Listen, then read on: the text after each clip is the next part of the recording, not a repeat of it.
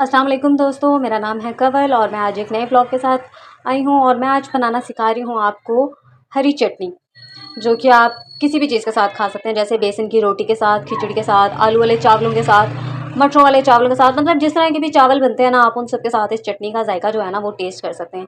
Even आप रोटी के साथ भी खा सकते हैं, आपको ये चटनी बहुत पसंद आएगी। तो इस चटनी के लिए हमें जो इंग्रेडिएंट चाहिए मैं जल्दी जल्दी आपको बता देती हूँ। हमें चाहिए 1 अदद हरी मिर्च, मतलब ये समझ लें थोड़ा सा हमें हरा धनिया चाहिए और आधा चम्मच हमें पुदीना, सूखा पुदीना चाहिए। हस्ब ज़ायक़ा नमक है, ज़ीरा हमने 1/4 टीस्पून लिया है और 1 अदद हमारे पास कटा हुआ टमाटर है। और अब हम इस चटनी को जो है वो ब्लेंडर में नहीं बल्कि हाथ की मदद से सिलबट्टे पर पीसेंगे। तो चले मैं आपको सिलबट्टे पर इसको पीसते हुए, चटनी तैयार होते हुए दिखाती हूँ कि कैसे पीसें। तो दोस्तों अब हमारी चटनी को जो है वो सिलबट्टे पर डालकर हम पीसना शुरू करते हैं। ठीक है, इसमें सबसे पहले हमने हरा धनिया, ज़ीरा, नमक और हरी मिर्च ये डालकर हमने इसे पीसना शुरू किया है।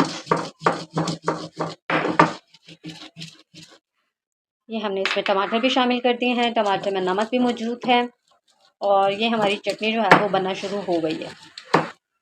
दोस्तों चटनी जो है वो पिस रही है, लेकिन मैं आपको ये बता दूं कि साथ में सभी इंग्रेडिएंट की बड़ी प्यारी सी भीनी भीनी सी खुशबू आ रही है।